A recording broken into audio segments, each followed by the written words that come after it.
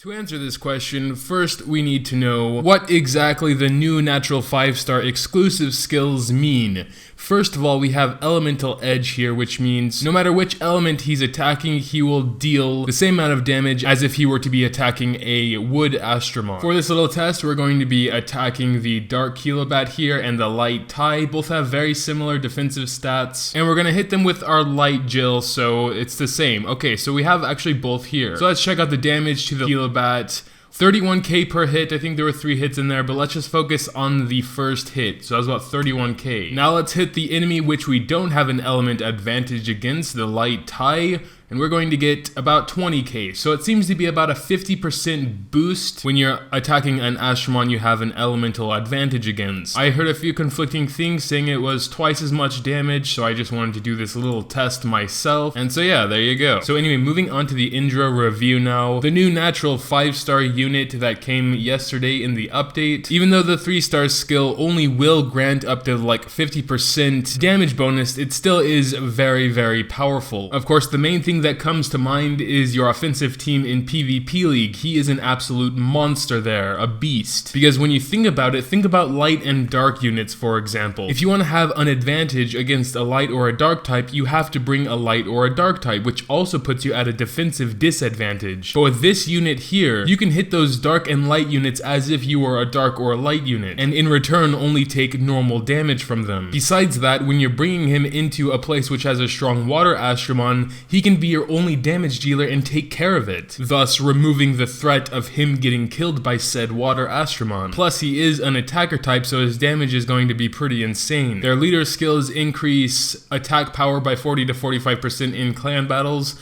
so it's a really, really awesome leader skill if you are lucky enough to summon a variant Indra. Taking a look at his Evo 2 stats, you can definitely see he has a huge attack power here. I mean, it's about the same as other NAT5 attackers at Evo 2, but with his 3-star skill, he'll be able to do so much more against pretty much everything. Except Wood, he'll do the same amount to Wood. As far as clan battles go, he is more versatile, but he will take the same damage as every other fire type, so I still wouldn't bring him into any water titans, but pretty much everywhere else I think he's good to go. It is a little bit risky though, because his 5-star skill is Seal, which doesn't do anything to the Titan, and you don't have any control over that. So I'd say he's definitely more for your PvP team, but Jesus is he up in this department. Like seriously, no other unit I think can come close to this amount of league usefulness. Gems wise, I would build him full glass because you can get rid of those water units that may harm him by going crit rate, attack, ruin set, getting that crit rate high, that crit damage bumped up there, and yeah, just wreak havoc. Here's his variant form, definitely turns into more of a dark type looking Astromon here. Variant Evo 3, actually pretty cool, but I probably would mistake him for a dark type in League without seeing the obvious fire icon anyway. The Water Indra also has a new skill that no other Astromon at this moment has, and this is HP Leverage, which is very interesting. It says grants additional attack power proportional to the target's maximum HP. Hello, level 35 Fire Titan with 30 million HP or whatever you have, get ready to get. Besides that, his 3-star skill is also freaking awesome. 80% chance attack down 3 turns. 80% is a good, nice, high chance. 3 turns is amazing, and we are really lacking on attack down units. So Water Indra, I'd say, is probably one of the best units for clan battles, especially versus that Fire one. Fire ones seem to have way more HP than the others, or it might just be that I think that because they're always at the 5th clan titan. So they appear at level 5, 10, 15, 20, 25, 30, 35, blah, blah, blah, and that's usually when the titans get a huge buff. Even so, I think they have more HP than all the others. Yeah, see, this water titan, for example, only has 10 million HP left, so maybe he had about 13 million or something, and the fire titan at level 35 had, I don't exactly remember, I think it was like 25 million plus, something around there. He had a lot of HP, way more than the water one does. So if you pulled a Water Indra, he'd probably definitely be the MVPest of the MVPs in your Fire Titan attacking team. Geez, that's kind of an algorithm.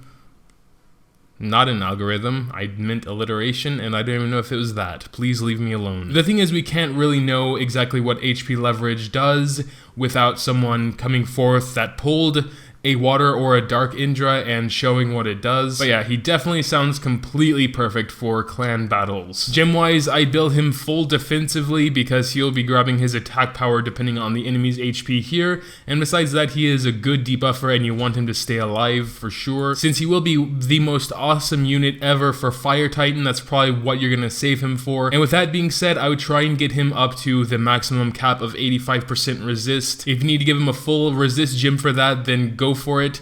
Besides that, I'd probably give him an HP and a defense gem. If you can get high resist with substats, then go with the conviction set to boost his resist even higher. And if you're not planning on using a full gem for resist, I would probably recommend 2 defense and an HP in that case. Basically just because it looks like his natural defense is much higher than his natural HP, so I think it would scale better. But it really depends on what kind of units he'll be having around him. If he has an HP lead, it might be better to give him 2 HP gems to further boost his HP. If you're going with a defense lead, then of course go with the defense. If you have really powerful healers that can heal a huge HP pool, then maybe it would be better to go with 2 HPs. A lot comes down to team comp and your personal position and situation. Here's the variant form, again, looking very much dark type.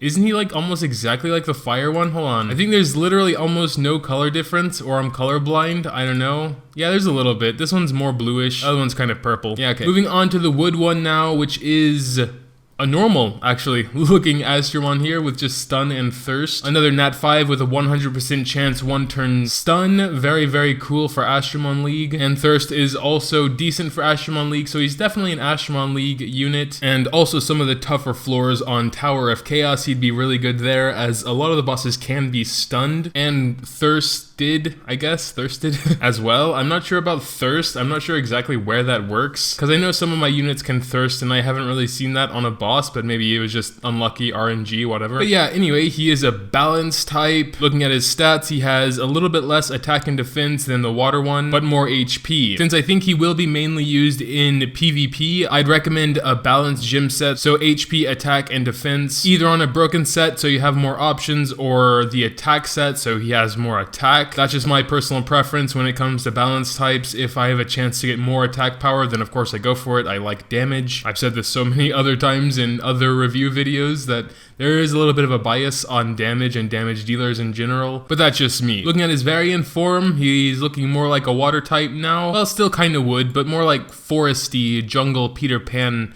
Peter Pan, no, I think I'm thinking of the wrong fairy tale guy. No, he wore green clothes, didn't? No. Yeah, but he wasn't really in the jungle, was he? Okay, moving on. Look at this dude. What? Well, see, the light one having this elemental edge isn't so powerful as the fire one, because when it comes to dark and light units, they kind of have that with each other anyway. Of course, he can attack fire, water, wood, and other light units with more damage, but one of the biggest things I thought about was having a fire type do more damage to light and dark types. So it's still an awesome skill. I just think it's more awesome on a fire type. And of course, the 5-star hunter skill, always awesome. I love the hunter skills because, you know, damage. Also, as a light type, he will have 20% crit rate instead of the normal 10%, so getting that crit rate higher will be a bit easier. I'd say he's a pretty universal unit, literally universal actually. Even in dark dungeons, I mean, I'm bringing a lot of glass cannon-y light units into dark dungeons as well, and they're doing fine. But yeah, pretty much everywhere else as well. He's a pure damage dealer from his skills, clan battles, PvP league, golems, dragons, you name it. Looking at his Evo 2 stats,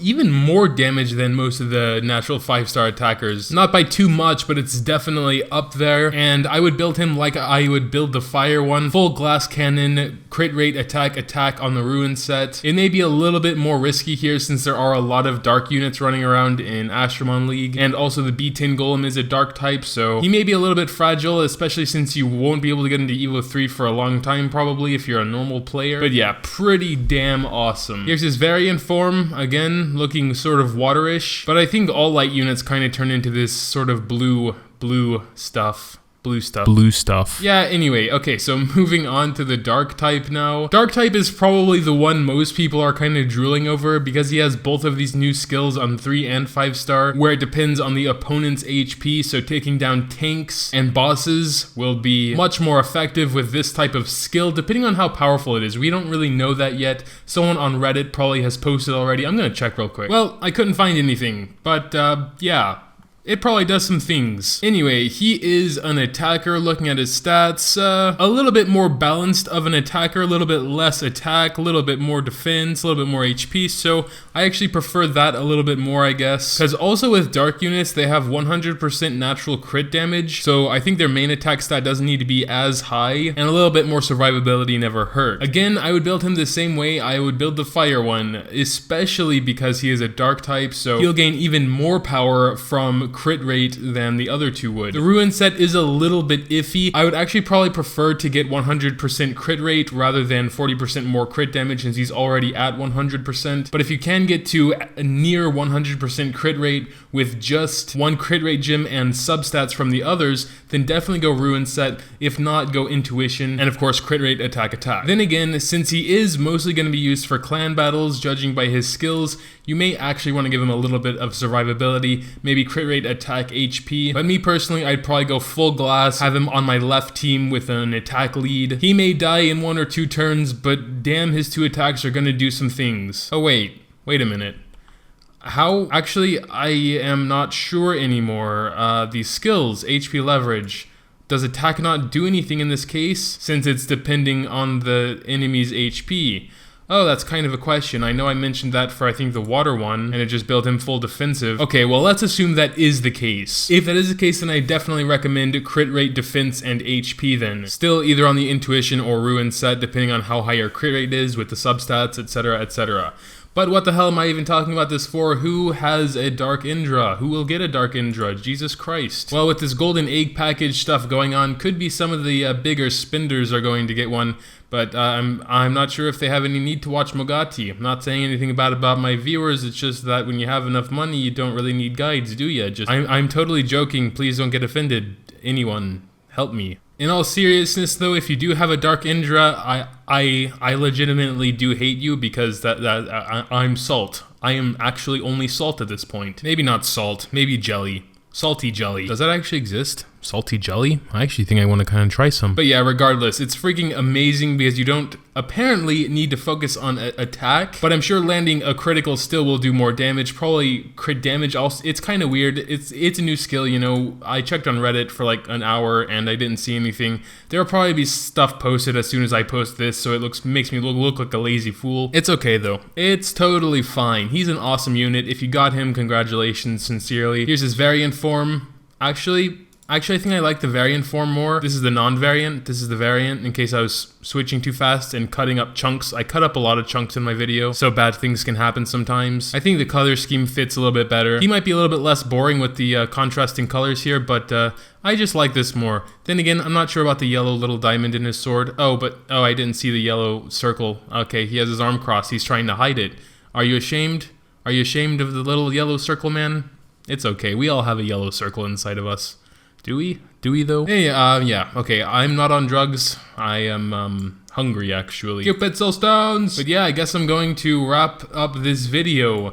Did I ever answer the question that is in the title of the video? No. But I'm gonna try to right now. Power creep. It really depends. I wouldn't say these new natural 5-star units are overly overpowered, but they definitely falling towards that line, I would say. The 2 new skills, the one where you have the elemental advantage against all units, this is extremely powerful for Astromon League, but that's where it really shines the most and the brightest. It's still pretty awesome everywhere else. You have this ability to bring him pretty much anywhere and he'll deal extra damage. But almost everywhere except PvP League and some story modes, there's only one type of element. So Golem Dungeons, always one type of element. Dragon Dungeons, Clan Battles, always one element. So then you can pick your own teams and go with what will have an element advantage anyway. I would say this is a power creeped, whatever, unit for Astromon League, but nothing really else. So when he has his niche there, it may not be really considered power creep.